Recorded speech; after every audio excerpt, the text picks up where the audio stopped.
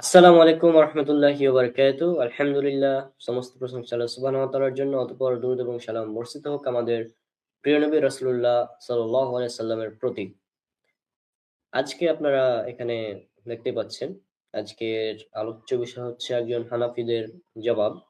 একজন হানাফি আমাদের পেজে কিছু মানে অভিযোগ করেছে। তো তার জবাবে আমরা আজ কিছু কথা বলবো ইনশাআল্লাহ। হ্যাঁ? তো আপনারা সর্বপ্রথম আমরা এখন চলে যাব আমাদের স্লাইডে। হ্যাঁ? আশা করছি আপনারা দেখতে পাচ্ছেন এখানে হানাফিদের জবাব। তো সর্বপ্রথম আপনারা তার ভাষাগুলো দেখুন। আমি যেহেতু রোজা আছি অর্থাৎ সিয়াম অবস্থায় আছি, এইগুলো আমরা পড়তেও পারবো না।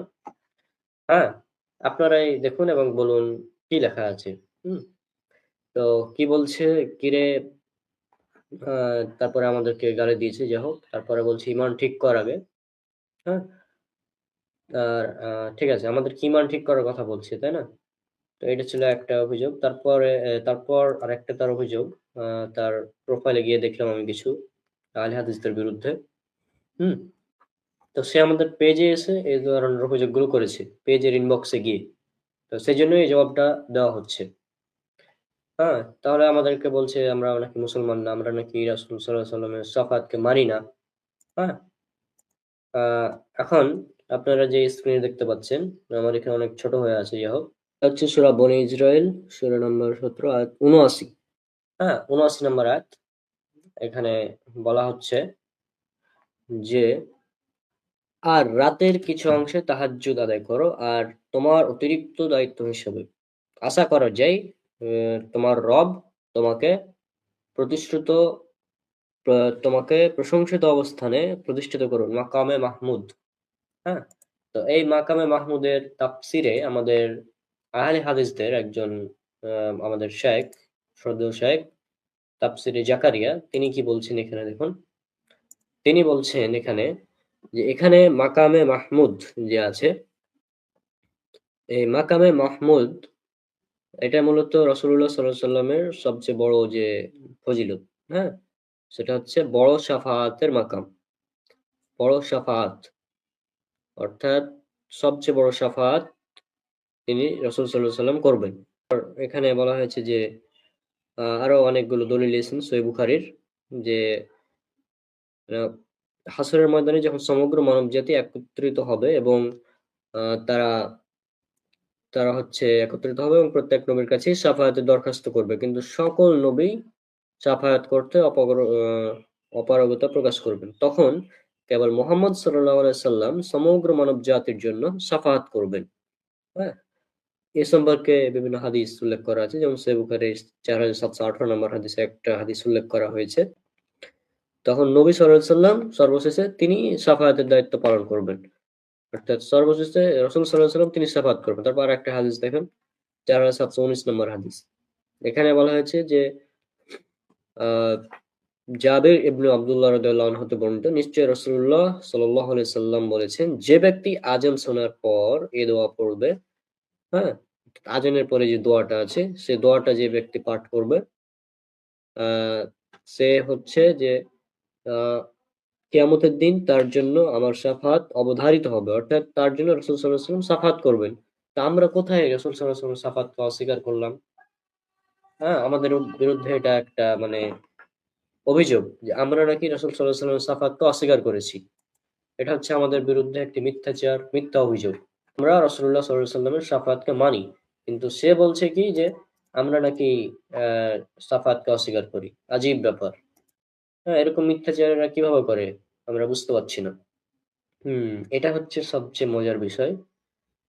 তার আগে যদি আপনারা কেউ যুক্ত হতে চান, তো যুক্ত হতে পারেন। ক্যাপশনে দেখতে পারেন, জয়েন লিঙ্ক দেওয়া হয়ে গিয়েছে। আর এখানে কমেন্টেও দিয়ে দিচ্ছি। এখন কথা হচ্ছে, সে আরেকটা দাবি করেছে যে ইমাম আবু হানিফা রাহিমাহুল্লাহ তিনি ৪০ বছর এশার ওযু দিয়ে ফজরের নামাজ পড়েছেন। হ্যাঁ? এই কথাটা আমরা অনেকেই বলে এই কথাটা মিথ্যা এবং হানাফিদের বড়, বড় যারা আলেম তারা এই কথাটাকে একদম অস্বীকার করেন। কারণ এটা একটি মিথ্যাচার আবু হানিফা রাহিমাহুল্লাহর নামে। হুম? তা সে এটা দাবি করেছে যে ইমাম আবু হানিফা রাহিমাহুল্লাহ তিনি নাকি ৪০ বছর এশার ওযু দিয়ে ফজরের নামাজ আদায় করেছেন। এটি একটি মিথ্যা কথা। কেন এটি মিথ্যা কথা? কারণ দেখুন একটা হাদিস যদি আমরা এখানে উল্লেখ করি, এটা আছে সহিহ বুখারীতে, হাদিস নাম্বার 5063। তো এখানে যে ঘটনাটা বলা হচ্ছে আপনারা স্ক্রিনে দেখতে পাচ্ছেন, দেখুন। সেটা হচ্ছে যে ৩ জন ব্যক্তি রাসূল সাল্লাল্লাহু আলাইহি ওয়াসাল্লামের স্ত্রীদের কাছে আসলো। আসার পর আ জিজ্ঞাসা করলো রাসূল সাল্লাল্লাহু আলাইহি ওয়াসাল্লাম ইবাদত সম্পর্কে। তখন তারা শুনে মনে করলো যে এটা তো অনেক কম। এটা আল্লাহ রাসূল সাল্লাল্লাহু আলাইহি ওয়াসাল্লাম তিনি হয়তো নবী, তার জন্য আলাদা, আমাদের জন্য আলাদা। এটা সে মনে করেছিল তারা। তারপর একজন বলল যে, আমি সারা রাত ইবাদত করব, রাতে ঘুমাবো না। অর্থাৎ আমি সারারাত ইবাদত করব, একজন বলল। দ্বিতীয় জন বলল, আমি কখনো সিয়াম ছাড়ব না, আমি সারা জীবন সিয়াম রাখবো।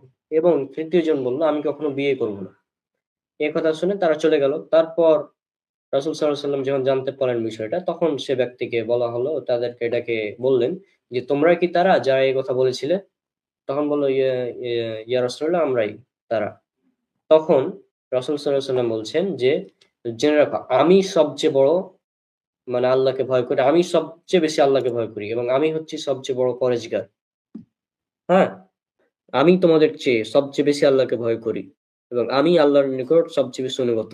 অথচ আমি সাওম পালন করি, আবার সাওম থেকে বিরত থাকি। আমি সালাত আদায় করি, আবার নিদ্রা যাই। আবার আমি মেয়েদেরকে বিয়েও করি।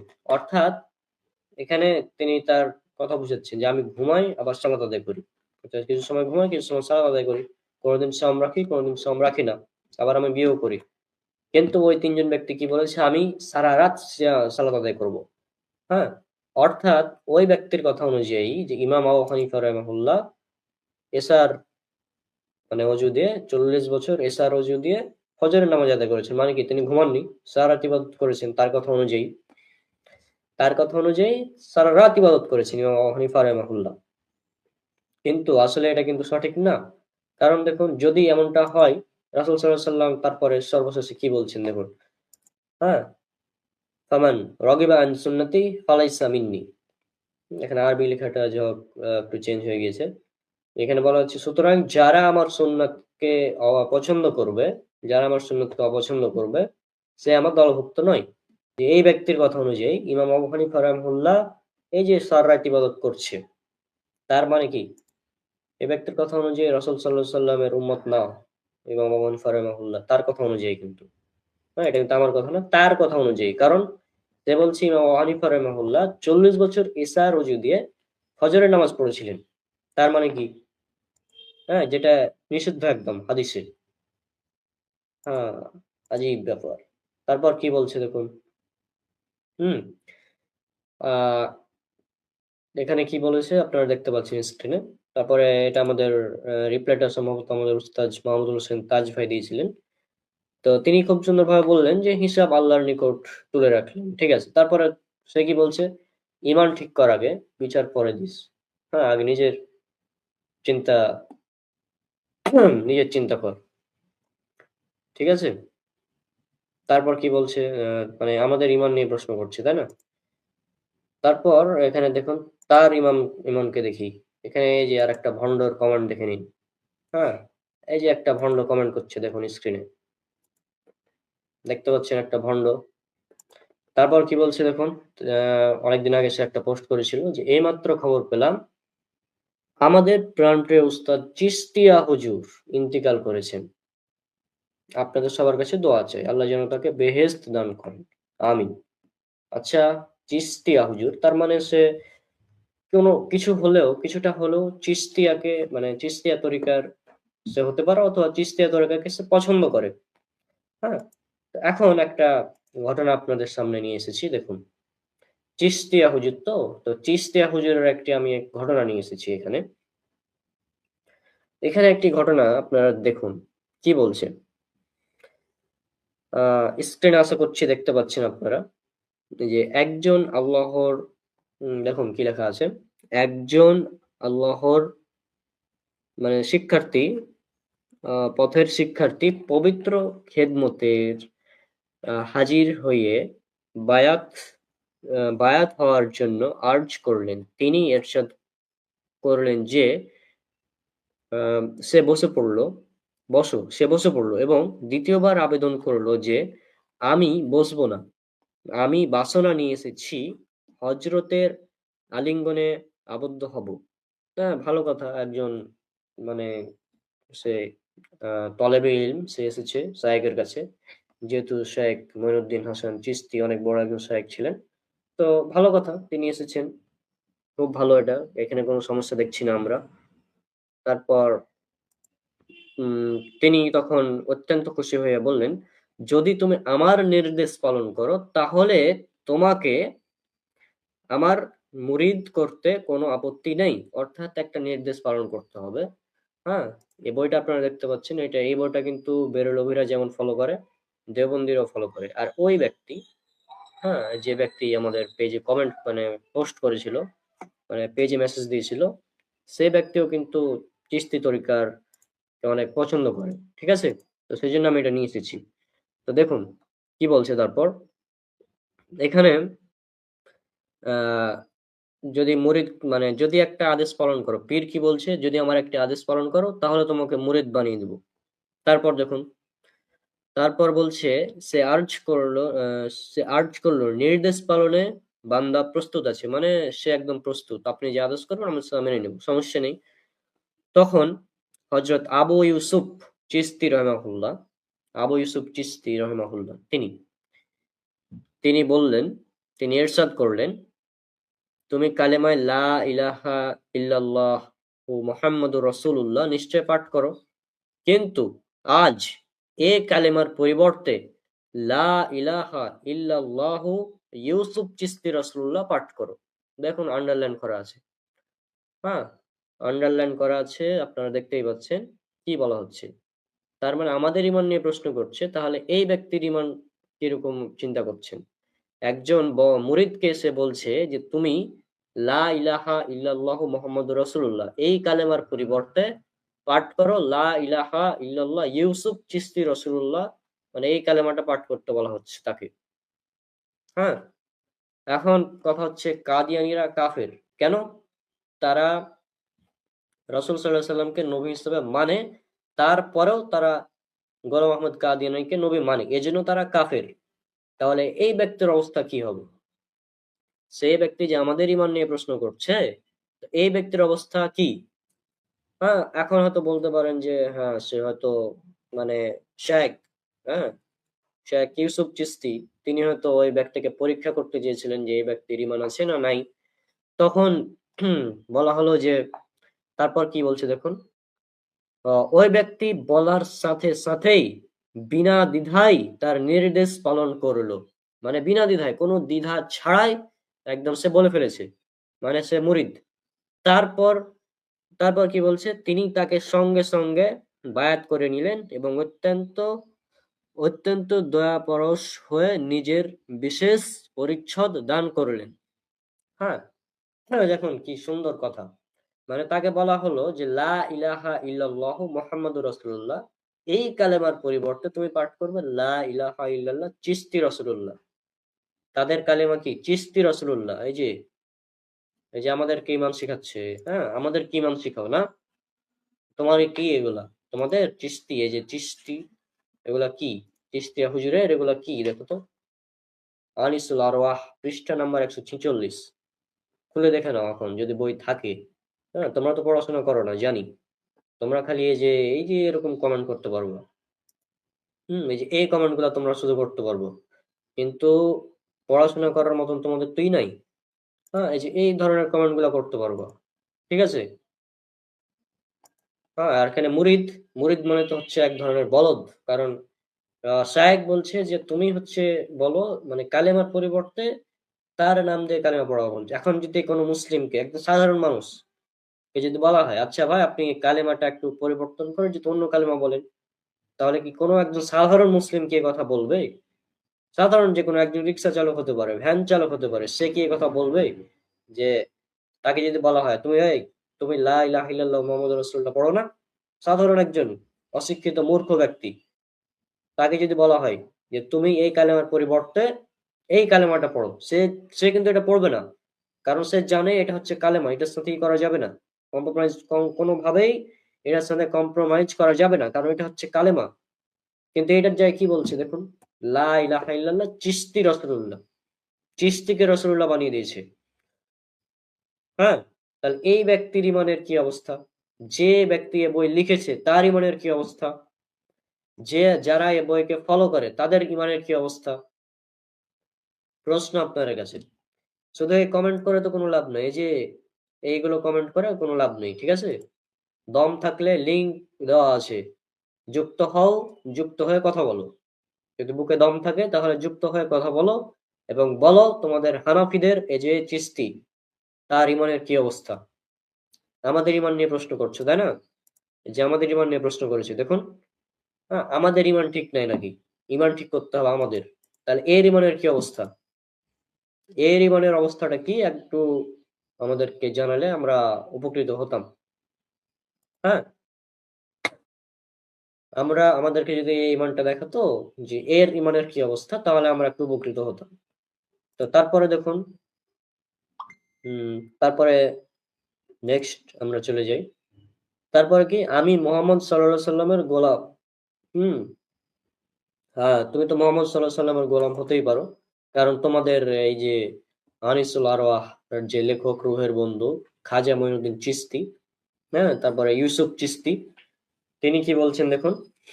এরপর বললেন আমি নিজেই হযরত রাসূলে মকবুল সাল্লাল্লাহু আলাইহি সাল্লামের গোলাম। হ্যাঁ, এরপর আরো অনেক ঘটনা আছে। আমার কি ক্ষমতা, তার ক্ষমতা দেখাতে যাচ্ছে। আরো অনেক কথা আছে এগুলো। তার মানে এখানে কি বলছে দেখুন, এই ব্যক্তি তাদের এই যে খাজা মঈনুদ্দিন চিশতি, ইউসুফ চিশতি, এই যে চিশতিয়া তরিকা যতগুলো আছে, তারা সবাই হচ্ছে রাসূল সাল্লাল্লাহু আলাইহি ওয়াসাল্লামের গোলাম। সেজন্য তুমি তো হবাই রাসূল সাল্লাল্লাহু আলাইহি ওয়াসাল্লামের গোলাম। এটা তো জানা কথা।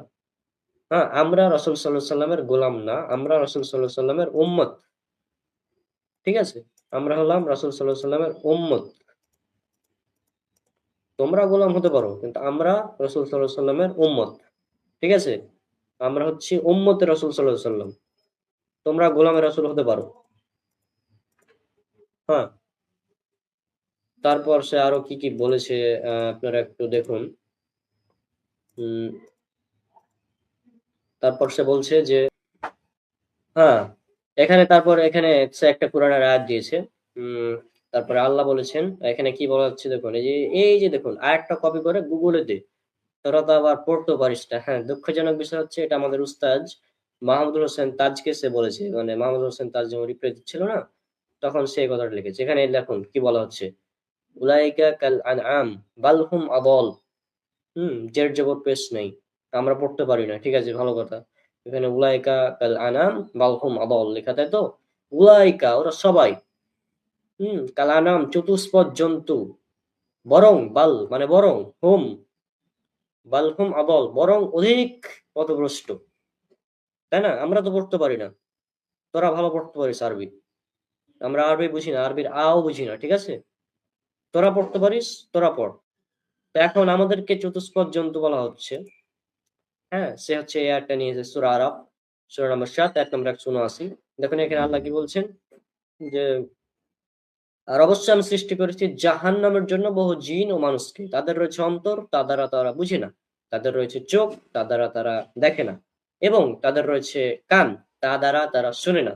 তারা চতুষ্পদ জন্তুর মতো, তারা অধিক পথভ্রষ্ট। তারাই হচ্ছে গাফেল। সে দিয়েছে হচ্ছে তারা চতুষ্পদ জন্তুর মতো, বরং অধিক পথভ্রষ্ট। এই অংশটুকু দিয়েছে। আর কি বলছে দেখুন, তারা চোখ থাকতো অন্ধ। বাংলাতে বলেছে চোখ থাকতো অন্ধ, কিন্তু আরবিতে দিয়েছে কোন অংশটি? আরবিতে দিয়েছে হচ্ছে তারা চতুষ্পদ জন্তুর মতো বরং অধিক পথভ্রষ্ট। আর বাংলাতে দিয়েছে কোনটি? তারা চোখ থাকতো অন্ধ। মানে হাস্যকর। আমাদেরকে আরবি শিখাতে আসছে, বলদ কোথায়। তারপর দেখুন, কারা কারা চোখ থাকতো অন্ধ এখন দেখা যাবে। এই যে দেখুন, এটা হচ্ছে হানাফিদের একজন ইমাম। অনেক বড় একজন ইমাম। ইমাম মানবো কেন, তার একটি বই আছে। মোহাম্মদ নাসির উদ্দিন চাঁদপুরি, তার লেখা একটি বই। তো পৃষ্ঠা নম্বর ৪০-এ তিনি কি বলছেন দেখুন, ভালো কথা অনেক। যে ইমাম মুজতাহিদের কথার খেলাফ কোনো হাদিস পেলে একজন সাধারণ আলিমের জন্য ইমামের রায় ছেড়ে হাদিসের উপর আমল করার অনুমতি নেই। এ কথাটি বাহ্যিকভাবে দুর্বোধ্য হলেও যথার্থ সূক্ষ্ম ও রহস্যপূর্ণ। এরূপ আলিমের বিদ্যার দৌড় কতটা, হাদিস দেখে যথেচ্ছ আমল করলে পদস্খলন অনিবার্য। হ্যাঁ, মানে সাধারণ মানুষ তো দূরের কথা। হ্যাঁ, একজন আলেম বা একজন আলেম, সাধারণ মানুষ বাদ দেন, একজন আলেম সেও যদি দেখে যে ইমাম আবু হানিফা রাহিমাহুল্লাহ তার ফতোয়ার খেলাফে একটি সহিহ হাদিস এসেছে, তাহলে ওই সাধারণ আলেম সে সহিহ হাদিসের উপর আমল করতে পারবে না। তাকে ইমামের কথাই মেনে নিতে হবে। অর্থাৎ চোখ থাকতে অন্ধ, ওই যে তুমি বলেছো না আমাদেরকে চোখ চোখ থাকতে অন্ধ। হুম, এই যে তারা চোখ থাকতে অন্ধ, তুমি বলেছো চোখ থাকতে অন্ধ তোমরা, কারণ তোমরা দেখতে পাচ্ছ সহিহ হাদিসে একটা কথা আছে, কিন্তু তোমরা সেটা মানতে পারবা না। কেন? কারণ তোমাদের ইমামের খেলাফ কথাটা। এটা কে বলছে? তোমাদের একজন হানাফিদের একজন বড় ইমাম, নাসিরউদ্দিন চাঁদপুরি, যে হোক, তিনি এই কথাটা বলছেন। এখন কিছু উদাহরণ দিই, তারা চোখ থাকতে অন্ধ। এটা হচ্ছে সুনান দারাকুতনি, হাদিস নাম্বার 1183। এখানে কি বলছেন দেখুন, নামাজি ইমামের পিছনে উম্মুল কিতাব পড়া ওয়াজিব। এটা হচ্ছে ইমাম দারাকুতনি তার পরিচ্ছেদ বা অনুচ্ছেদ দিয়ে এসেছেন। তিনি বলছেন আবু সাইদ আল ইস্তাকরি আল হাসান ইবনে আহমদ রাহিমাহুল্লাহ থেকে আরো সনদ রয়েছে, ইয়াজিদ ইবনে শারিক রাহিমাহুল্লাহ থেকে বর্ণিত। তিনি উমর রাদিয়াল্লাহু আনহুকে, উমর রাদিয়াল্লাহু আনহু ইসলামের দ্বিতীয় খলিফা, এর নিকট ইমামের পিছনে কিরাত পাঠ করা সম্পর্কে জিজ্ঞাসা করলেন। মানে ইসলামের দ্বিতীয় খলিফা তাকে জিজ্ঞাসা করছেন যে ইমামের পিছনে কিরাত পাঠ করা সম্পর্কে তিনি কি বলেন। তিনি বলেন, ইমাম ইমাম কে বলছেন দেখুন, ইসলামের দ্বিতীয় খলিফা, হ্যাঁ, উমর উমর বিন খাত্তাব রাদিয়াল্লাহু আনহু, তিনি বলছেন যে তুমি ফাতিহাতুল কিতাব পড়ো। তারপর ও ব্যক্তি বলছে যে আমি বললাম, যদি আপনি ইমাম হন, মানে ইসলামের দ্বিতীয় খলিফা তিনি যদি ইমাম হন, তখন বললে যদিও আমি ইমাম হই তবুও পড়ো। তারপরে আমি বললাম, যদি আপনি সশব্দে কিরাত পড়েন, তিনি বললেন যদিও আমি সশব্দে কিরাত পড়ি। আর এই হাদিসের সমস্ত রাবী একদম নির্ভরযোগ্য, এই হাদিস হচ্ছে সহিহ সনদ। চোখ থাকতে অন্ধ, দেখুন হাদিসে স্পষ্ট করে দেওয়া হচ্ছে যে যখন ইমামের পিছনে মুক্তাদিকে সূরা ফাতিহা পড়তে হবে, তখন পড়তে হবে যদি উমর বিন খাত্তাব, ইসলামের দ্বিতীয় খলিফা, অর্ধ পৃথিবীর শাসক ছিলেন এক সময়, তিনিও যদি ইমাম হন তবুও। তারপর বলে যদি আপনি সশব্দে কিরাত পড়েন, যদি সশব্দে পড়েন তবুও। চোখ থাকতে অন্ধ, ওই যে দেখুন চোখ থাকতে অন্ধ কারা। অথচ ইমাম আবু হানিফার ফতোয়া হচ্ছে যে তাদের কথা অনুযায়ী ইমাম আবু হানিফার ফতোয়া, আমি নিজের চোখে ইমাম আবু হানিফার এরকম ফতোয়া দেখিনি হয়তো, সরাসরি দেখিনি ইমাম আবু হানিফার ফতোয়া, এবং তাদের থেকে এসেছে আর কি, তাদের বই যেগুলো আছে হিদায়া, তারপর এই ধরনের বইগুলো আছে না হানাফিদের, ওই বইগুলোতে তারা লিখে রেখেছে যে ইমামে আবু হানিফা রাহিমাহুল্লাহর মত হচ্ছে যে ইমামের পিছনে সূরা ফাতিহা পড়া যাবে না। ইমাম আবু হানিফা রাহিমাহুল্লাহর মত হচ্ছে ইমামের পিছনে সূরা ফাতিহা পড়া যাবে না। আর ইসলামের দ্বিতীয় খলিফা উমর বিন খাত্তাব রাদিয়াল্লাহু আনহু তিনি বলছেন, যদিও আমি ইমাম হই তারপরও তুমি পড়ো, ফাতিহাতুল কিতাব পড়ো, ইমামের পিছনে সূরা ফাতিহা পড়ো। ইসলামের দ্বিতীয় খলিফা বলছেন পড়ো, হাদিস স্পষ্ট আছে পড়ো। আমি তো একটা হাদিস নিয়ে এসেছি, অসংখ্য হাদিস আছে এর পক্ষে। তাহলে চোখ থাকতো অন্ধ কারা? তারপর হচ্ছে যে তাকবিরে তাহারিমা, রুকুতে যাও এবং রুকু থেকে ওঠার সময় হাত উঠানো, রফল ইয়াদাইন যেটা, হ্যাঁ, এখানে হচ্ছে মালিক ইবনে হুয়াইরিস রাদিয়াল্লাহু আনহু তিনি দেখেছেন যে তিনি যখন সালাত আদায় করতেন, তখন যখন রুকু করার ইচ্ছা করতেন তখন তার উভয় হাত উঠাতেন, যখন রুকু থেকে মাথা উঠাতেন তখনও তার উভয় হাত উঠাতেন, এভাবে তিনি বর্ণনা করছেন। তারপর আল্লাহ রাসূল সাল্লাল্লাহু আলাইহি ওয়াসাল্লাম এরূপ করেছেন। এটা হচ্ছে মালিক ইবনে হুয়াইরিস রাদিয়াল্লাহু আনহু তিনি বলছেন, এই সাহাবী মালিক ইবনে হুয়াইরিস তিনি হচ্ছেন নবম হিজরিতে ইসলাম গ্রহণ করেছেন, অর্থাৎ একদম ইসলামের শেষের দিকের এটা ফতোয়া, ইসলামের শেষের দিকের এটা হাদিস। যারা বলে যে রফল ইয়াদাইন এক সময় ছিল পরবর্তীতে উঠে গেছে, হ্যাঁ, এটা হচ্ছে তাদের জন্য অ্যান্টিভেনাম, যে এটা হচ্ছে নবম হিজরির হাদিস, আর ইসলাম পরিপূর্ণ হয় দশম হিজরিতে। ঠিক আছে, তো আশা করছি আজকের এগুলো যথেষ্ট, এই স্ক্রিনশট গুলো আপনারা নিয়ে নেবেন যদি প্রয়োজন হয়। এই যে বলদ যেগুলো প্রশ্ন করেছে, আচ্ছা, আমাদের এক ভাই, লাভ ইউ ব্রাদার, ঠিক আছে, জাযাকাল্লাহু খাইরান, আমি আপনাকে আল্লাহর জন্য ভালোবাসি। সমস্যা নেই। হ্যাঁ, এদের মানে কি বলবো? মানে অভিযোগ করার সময়ও নিজেদের মানে যখন বিরুদ্ধে যাবে প্রতিটা কথা তার নিজেদের বিরুদ্ধে নিয়ে যেতে পারতাম আমি। এই যে ওই যতগুলো ওখানে অভিযোগ করেছে, তাই না? ওই যে বান্দরের থেকে অনেক উলাইকা কাল আনাম বালহুম আদল যে লিখেছে, হ্যাঁ? মানে উলাইকা কাল আনাম বালহুম আদল মানে হচ্ছে কি উলাইকা তারা সকলে কাল আনাম চতুষ্পদ জন্তুর ন্যায় বালহুম আদল বাল মানে বরং হুম আদল মানে বরং অধিক পথভ্রষ্ট অধিক নিকৃষ্ট এটা বলেছে। আর তারপরে বলছে যে আল্লাহ বলেছেন তোরা তো চোখ থাকতো অন্ধ এই তাই আর তোদের সাথে যাই তোরা চোখ থাকতো অন্ধ তাই আর তোদের সাথে যাই মানে বাংলা লিখেছে একটা আরবি দিয়েছে আর একটা হুম হাস্যকর মানে নিজেই আরবি বুঝে না আর আমাদেরকে শেখাতে আসছে আর মজার ব্যাপার হচ্ছে আমাদের উস্তাদ মাহমুদুল হোসেন তাজকে এ কথা লিখেছে মানে এটা দেখার পর তো আমি জাস্ট অবাক হুম শোন তোকে বলছি আমাদের এই প্রতিদিন মাগরিবের পর অ্যারাবিক গ্রামারের ক্লাস হয় হ্যাঁ সেখানে উস্তাদ মাহমুদুল হোসেন তাজ তিনি আমাদের আরবি ব্যাকরণ শেখাচ্ছেন আর তোর মতন বলদ এসে যদি এখানে বলে যে আমরা নাকি আরবি পড়তে জানি না হ্যাঁ আরবি নাকি আমাদের গুগল করে দেখতে হবে তাহলে তো সমস্যা শোন যদি আরবি শিখতে চাস তাহলে একটু চলে আসিস ক্লাসে তাহলে কিছু একটা লাভ হবে হ্যাঁ এই যে এইগুলো বলে কোনো লাভ নেই ঠিক আছে এই যে তোরা যে এগুলো বলছিস না এই যে এই কথাগুলো রেখেছিস ঠিক আছে ইমান ঠিক কর তোরা ইমান ঠিক কর তোর চিস্তি চিস্তিয়া তরিকা যারা আছে না তাদেরকে ইমান ঠিক করতে বল আমাদের কি ইমান শিখাতে আসছে এই যে তুই যে লিখেছিস আমি মোহাম্মদ সাল্লাহ সাল্লামের গোলাম ঠিক আছে কোরআন হাদিস পড় তারপর দেখ গোলাম বলা যাবে কিনা আমি কিছু বলবো না হ্যাঁ ওই দু একজন হুজুরের কথা শুনে হবে না বুঝলি আর এখন তো লিঙ্ক উন্মুক্ত করা আছে কমেন্ট করে লাভ আছে দম থাকতে যুক্ত হ দেখি কেউ যুক্ত হয়েছে কিনা কেউ যুক্ত হয়নি সে হয়তো এরা বিশ্বাস করবে না হয়তো আমি যখন লাইভ থেকে বের হয়ে যাব না তখন বলবে যে যুক্ত হতে চেয়েছিলাম আমাকে যুক্ত করেনি একটু আপনাদের স্ক্রিন শেয়ার করে আমি দেখিয়ে দিই যে কেউ এখানে এ পর্যন্ত যুক্ত হয়নি হ্যাঁ দেখুন স্ক্রিনে আপনারা এই যে দেখুন ব্যাক স্টেজে কেউ নেই ঠিক আছে ব্যাক স্টেজে কেউ নেই ব্যাক স্টেজে কেউ নেই এখন আমি এই যে কমেন্ট করবে এই যে ভন্ডগুলা কমেন্ট করবে এরকম হ্যাঁ এই যে এরকম কমেন্ট করবে ভন্ডগুলা হ্যাঁ ভন্ডামি বাদ দে ঠিক আছে ভন্ডামি বাদ দিয়ে একটু কোরআন আল্লাহর কোরআনটা আগে পড় ভালোভাবে তোরা তো কোরআনটা পড়েছিস কেন সন্দেহ আছে আমার বিশেষ করে সম্পূর্ণ বাংলা অনুবাদ হ্যাঁ কোরআনের বাংলা অনুবাদ সম্পূর্ণ পড়বি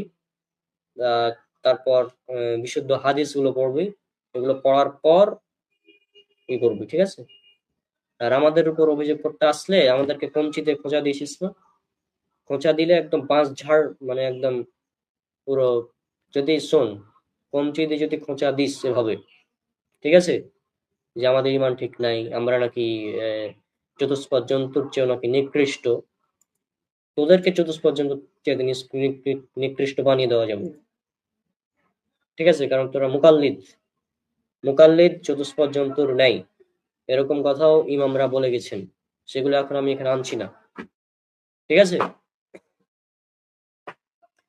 তো যাই হোক যারা দেখছেন আশা করছি বুঝতে পেরেছেন এটা ছিল একটি বিশেষ আমাদেরকে কমেন্ট করা আমাদের পেজে এসে উল্টাপাল্টা মন্তব্য করা তার জন্য একটি জবাব আমরা এটা সাধারণ হানাফিদের জন্য না এখানে আমি স্ক্রিনে লিখে দিয়েছি দেখুন যে এটি কিন্তু কোনো সাধারণ হানাফিদের জন্য না এটা হচ্ছে ওই ব্যক্তির জন্য ওই ব্যক্তির উদ্দেশ্যে বলা কথাগুলো ঠিক আছে তো